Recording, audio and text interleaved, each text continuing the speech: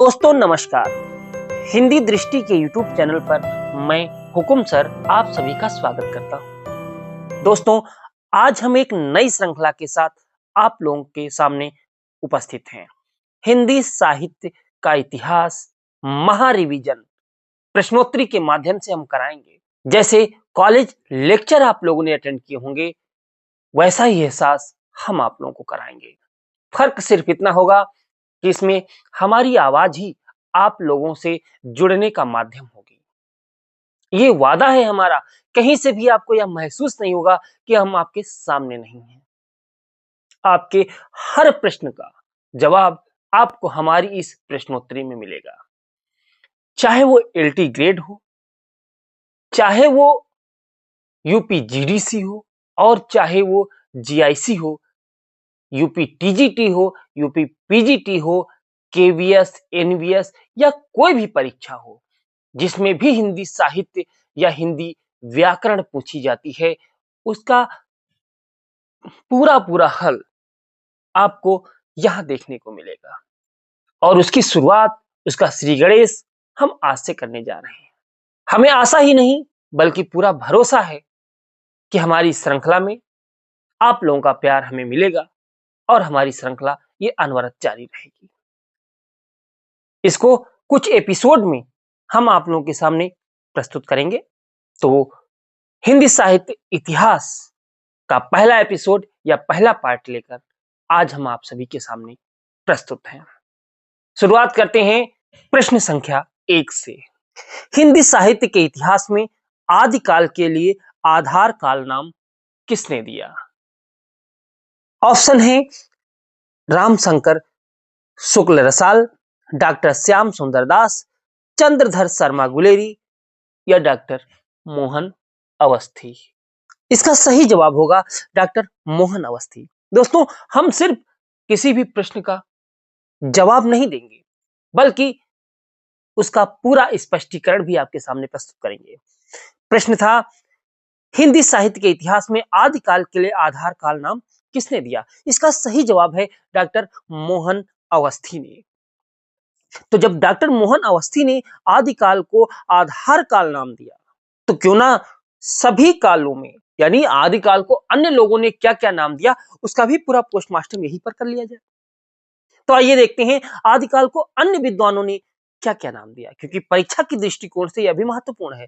अगर यहां पर आदिकाल के लिए आधार काल नाम किसने प्रयोग किया, डॉक्टर मोहन अवस्थी ने, पूछा गया है, तो अगली परीक्षा में यह भी पूछा जा सकता है कि आदिकाल को चारण काल किसने कहा, आदिकाल को आरंभिक काल किसने कहा, आदिकाल को बीजवपन काल किसने कहा, आदिकाल को वीरगाथा काल किसने कहा। ये जितने भी नाम हैं, उनकी पूरी चर्चा हम इसी क्वेश्चन के माध्यम से कर लेंगे, और ऐसे ही आगे आने वाले क्वेश्चंस में हम पूरा का पूरा स्पष्टीकरण, पूरा का पूरा आपकी हर उस समस्या का हल जो उस प्रश्न से संबंधित हो सकती है, वह करते चलेंगे।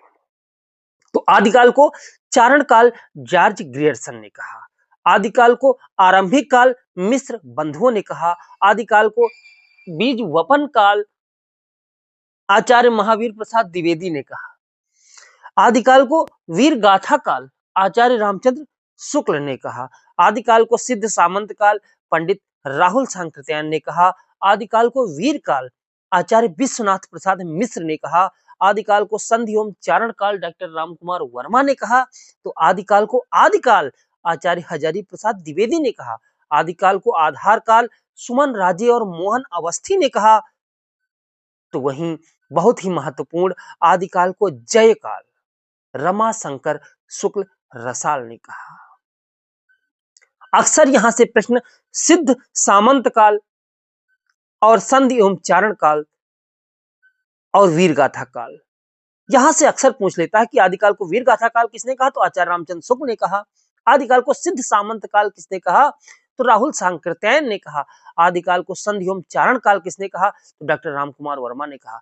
सिर्फ चारण काल आए कि आदिकाल को चारण काल किसने कहा, तो जॉर्ज ग्रियर्सन, और अगर संधि एवं चारण काल आ जाए कि आदिकाल को संधि एवं चारण काल किसने कहा, तो डॉक्टर रामकुमार वर्मा ने कहा। प्रश्नों की संख्या हमारी श्रृंखला में मत गिनिएगा, ये वादा है हमारा, ये वादा है हमारा कि आपकी हर समस्या का समाधान हमारी इस श्रृंखला में आपको देखने को मिलेगा। आपको बिल्कुल भी एहसास नहीं होगा कि अब प्रश्नोत्तरी चल रही है। हर क्वेश्चन पर उससे संबंधित हर समस्या का पोस्टमार्टम करते हुए चलेंगे। आइए बढ़ते हैं अगले क्वेश्चन पर। रामचंद्र शुक्ल का साहित्य इतिहास ग्रंथ हिंदी साहित्य का इतिहास नागरी प्रचारणी सभा से प्रकाशित हिंदी शब्द सागर की भूमिका में किस शीर्षक से लिखा गया? हिंदी साहित्य, पहला ऑप्शन है हिंदी साहित्य की भूमिका के रूप में, दूसरा ऑप्शन है हिंदी साहित्य की परंपरा के रूप में, तीसरा ऑप्शन है हिंदी साहित्य का अतीत के रूप में, चौथा ऑप्शन है हिंदी साहित्य का विकास के रूप में। और इसका सही जवाब है हिंदी साहित्य का विकास। इस प्रश्न की भाषा क्लिष्ट है क्योंकि ये प्रश्न मेरे द्वारा बनाया गया नहीं है। ये यूपीपीएससी जीआईसी 2021 एलटी परीक्षा 2018 और पीजीटी परीक्षा डी ट्रिपल एसबी में पूछा गया प्रश्न है। इस प्रश्न में एग्जामिनर यह पूछना आपसे चाह रहा है कि आचार्य रामचंद्र शुक्ल ने जो हिंदी साहित्य का इतिहास लिखा था वह पहले किस नाम से प्रकाशित हुआ था? तो आचार्य रामचंद्र शुक्ल ने जो हिंदी साहित्य का इतिहास लिखा है वो हिंदी साहित्य का इतिहास नाम से प्रकाशित हुआ, लेकिन पहले वह हिंदी साहित्य का विकास नाम से प्रकाशित हुआ था। अभी तक ये प्रश्न नहीं पूछा गया है, लेकिन हो सकता है यह प्रश्न भी आने वाली किसी परीक्षा में पूछ लिया जाए कि हिंदी साहित्य का विकास नाम से जो आचार्य रामचंद्र शुक्ल का हिंदी साहित्य का इतिहास पहले प्रकाशित हुआ था वो कहां से प्रकाशित हुआ था, वह कौन सी संस्था थी जहां से यह प्रकाशित हुआ था? तो हिंदी साहित्य का इतिहास नागरी प्रचारणी सभा काशी से प्रकाशित हुआ था। नागरी प्रचारणी सभा काशी से प्रकाशित हुआ था और आचार्य रामचंद्र शुक्ल का हिंदी साहित्य का इतिहास पहले हिंदी साहित्य के विकास नाम से प्रकाशित हुआ था।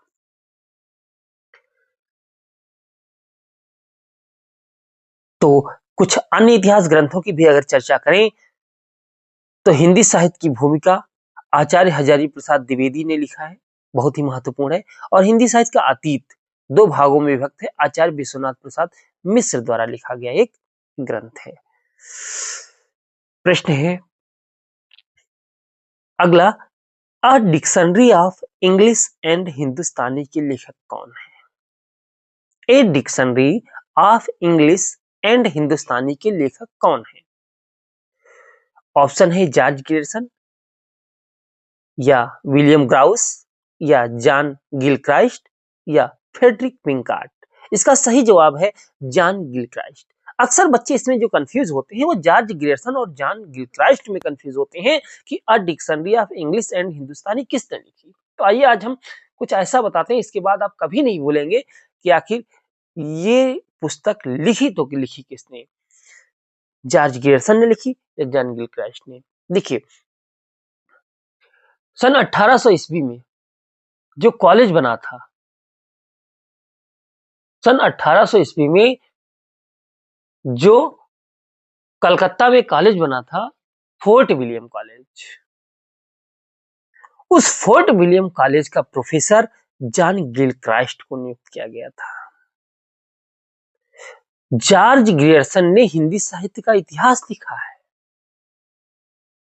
दोनों व्यक्ति अलग अलग हैं। जॉर्ज ग्रियर्सन ने हिंदी साहित्य का इतिहास लिखा है और 1800 में जो फोर्ट विलियम कॉलेज की स्थापना की गई थी वो जॉन गिलक्राइस्ट वहां के प्रोफेसर बनाए गए थे और पंडित लल्लूलाल और सदल मिश्र वहां के भाषा मुंशी नियुक्त हुए थे। तो आप ये बताइए कि जो हिंदी साहित्य का इतिहास लिख रहा है, जॉर्ज ग्रियर्सन हिंदी साहित्य का इतिहास लिख रहे हैं, क्या वो डिक्शनरी, डिक्शनरी यानी शब्दकोश, क्या वो शब्दकोश लिखेंगे इंग्लिश और हिंदी का? नहीं, शब्दकोश लिखने का कार्य कौन करेगा? प्रोफेसर ही करेगा। तो वहां के प्रोफेसर थे जॉन गिलक्राइस्ट। अंग्रेजों को, जो भारत में अंग्रेज रह रहे थे, उनको हिंदी की शिक्षा देनी थी, तो हिंदी इंग्लिश, इंग्लिश हिंदी शब्दकोश उनके लिए तैयार कराना था, तभी तो पढ़ाई शुरू हो पाती। और वो काम किया था जॉन ग्लेथराइट ने। तो a dictionary of English and Hindustani, ये जो पुस्तक, ये जो शब्दकोश लिखा गया, इसके लेखक जॉन गिलक्राइस्ट है। अगला प्रश्न है, निम्नलिखित में से कौन सी रचना मिस्र बंधुओं द्वारा रचित नहीं है? बूंदी वारिस, पुष्पांजलि, भारत विनय और पृथ्वी कल्प। तो इसका सही जवाब है पृथ्वी कल्प, क्योंकि पृथ्वी कल्प गिरिजा कुमार माथुर ने लिखा है। पृथ्वी कल्प गिरिजा कुमार माथुर ने लिखा है। बूंदी वारिस, भारत विनय और पुष्पांजलि, ये तीनों ही पुस्तकें, ये तीनों ही रचनाएं मिस्र बंधुओं द्वारा रचित हैं, लेकिन पृथ्वी कल्प गिरिजा कुमार माथुर द्वारा लिखी गई है। आते हैं अगले प्रश्न पर। एशियाटिक सोसाइटी ऑफ बंगाल की पत्रिका के विशेषांक के रूप में निकलने वाला हिंदी साहित्य का इतिहास कौन सा था? प्रश्न फिर से सुनिएगा। एशियाटिक सोसाइटी ऑफ बंगाल की पत्रिका के विशेषांक के रूप में निकलने वाला हिंदी साहित्य का इतिहास कौन सा है? तो एशियाटिक सोसाइटी ऑफ बंगाल की पत्रिका के विशेषांक के रूप में निकलने वाला हिंदी साहित्य का जो इतिहास है वो है डॉक्टर जॉर्ज ग्रियर्सन द्वारा लिखा गया the modern vernacular literature of northern Hindustan. प्रश्न ये भी पूछता है कि आचार्य रामचंद्र शुक्ल का जो हिंदी साहित्य का इतिहास लिखा गया था वो कहां से प्रकाशित होता था? तो काशी नागरी प्रचारणी सभा काशी से प्रकाशित होता था। वो नागरी प्रचारणी सभा काशी से प्रकाशित होता था, लेकिन जॉर्ज ग्रियर्सन द्वारा लिखा गया the modern vernacular literature of Hindustan, जो कि इंग्लिश में लिखा गया था, ये एशियाटिक सोसाइटी ऑफ बंगाल की पत्रिका के विशेषांक के रूप में निकला था और अंग्रेजी में लिखा गया था। अगर प्रश्न पूछ ले, अक्सर प्रश्न यहां से पूछ लेता है कि हिंदी साहित्य का सच्चे अर्थों में लिखा गया या सच्चे अर्थों में लिखा गया हिंदी साहित्य का पहला इतिहास कौन सा है? तो अगर सच्चे अर्थों में पूछ लिया जाए तो वो हो जाएगा the modern vernacular literature of northern Hindustan, doctor George Grierson का। हाँ, अगर पूछता है कि हिंदी साहित्य का पहला इतिहास कौन सा है, तो वो बेशक जो है गार्था दत्तासी का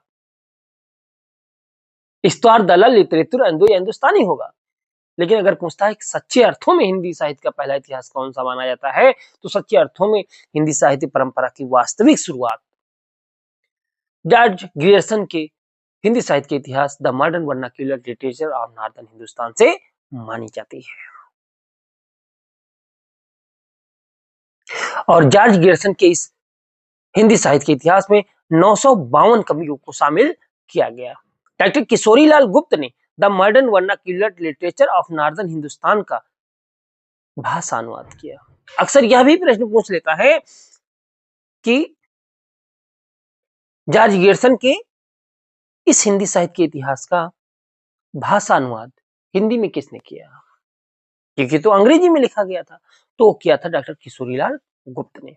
प्रश्न वहां से भी पूछता है जो गार्सा दत्तासी ने हिंदी साहित्य का पहला इतिहास लिखा था फ्रेंच भाषा में, इस्तवार दलाल लिटरेचर हिंदुस्तानी, उसका हिंदी में भाषानुवाद किसने किया?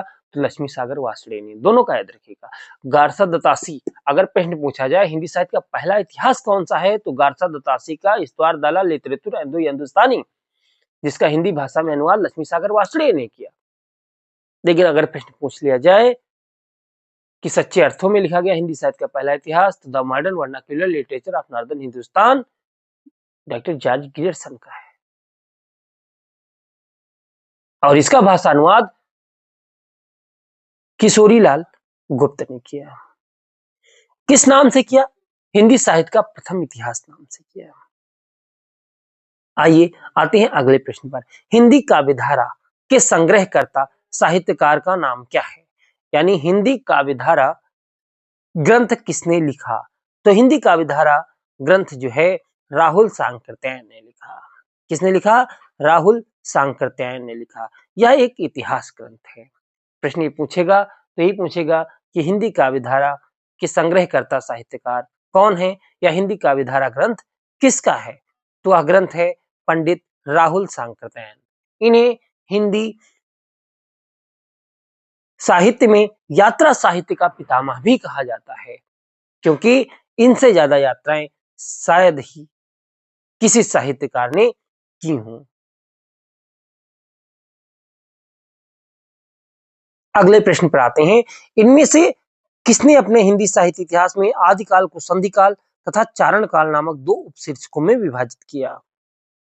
इसका सही जवाब है, इससे पहले हम चर्चा भी कर चुके हैं कि संधि एवं चारण काल किसने कहा है। इस प्रश्न के पूछने का यही मतलब है कि हिंदी साहित्य के इतिहास में आदिकाल को संधि एवं चारण काल किसने कहा है। तो हिंदी साहित्य के इतिहास में आदिकाल को संधि एवं चारण काल डॉक्टर राम कुमार वर्मा ने कहा है। डॉक्टर राम कुमार वर्मा। हिंदी साहित्य का वैज्ञानिक इतिहास। अगला प्रश्न, हिंदी साहित्य का वैज्ञानिक इतिहास किसने लिखा? हिंदी साहित्य का वैज्ञानिक इतिहास लिखा है डॉक्टर गणपति चंद्र गुप्त। हिंदी साहित्य का वैज्ञानिक इतिहास गणपति चंद्र गुप्त ने लिखा है। ऑप्शन थे नामवर सिंह, रामस्वरूप चतुर्वेदी, राम कुमार वर्मा या गणपति चंद्र गुप्त। तो इसका सही जवाब है डॉक्टर गणपति चंद्र गुप्त। अगला प्रश्न है, हिंदी साहित्य का बृहद इतिहास। इस इतिहास ग्रंथ का प्रकाशन कब किया गया था और कहां से किया गया? हिंदी साहित्य का बृहद इतिहास, इस इतिहास ग्रंथ का प्रकाशन कहां से किया गया था? तो हिंदी साहित्य का बृहद इतिहास, इसका प्रकाशन भी नागरी प्रचारणी सभा काशी से किया गया।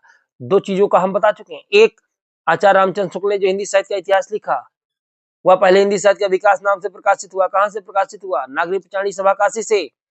और वही हिंदी साहित्य का बृहद इतिहास भी नागरी प्रचारणी सभा काशी से ही प्रकाशित हुआ था। तो नागरी प्रचारणी सभा से हिंदी साहित्य का बृहद इतिहास का प्रकाशन 16 खंडों में किया गया। कितने खंडों में प्रकाशित किया गया? 16 खंडों में प्रकाशित किया गया। और इसका पहला खंड हिंदी साहित्य की पीठिका नाम से प्रकाशित हुआ, जिसे राजबली पांडे ने प्रकाशित कराया।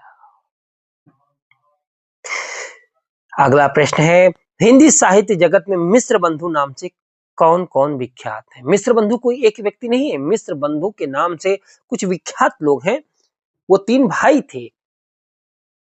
उन तीन भाइयों के नाम अक्सर पूछ लेता है कि मिश्र बंधुओं में कौन नहीं है, और अक्सर कंफ्यूज करने के लिए वो राम बिहारी मिश्र और कृष्ण बिहारी मिश्र, दो गलत नाम उसमें शामिल करता है जानबूझ करके। तो अक्सर आप कोशिश करिएगा जहां भी राम बिहारी मिश्र और कृष्ण बिहारी मिश्र लिखा हो, दोनों को काट दीजिएगा। कभी वो कंफ्यूज करने के लिए आपको राम बिहारी मिश्र दे देगा, कभी उस ऑप्शन में कृष्ण बिहारी मिश्र लगा देगा। यही तो नाम लगाता है, और ये दोनों नाम नहीं है। सही नाम फिर कौन है?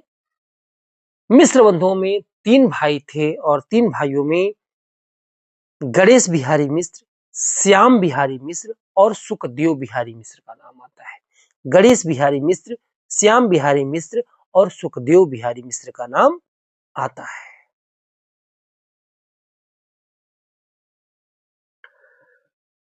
मिश्र बंधु। अगला प्रश्न, मिश्र बंधु ने रीतिकाल का नाम क्या दिया? भाई मिश्र बंधुओं ने रीतिकाल को क्या नाम दिया? रीतिकाल को किसी ने श्रृंगार काल कहा, किसी ने अलंकृत काल कहा, तो मिश्र बंधुओं ने क्या कहा?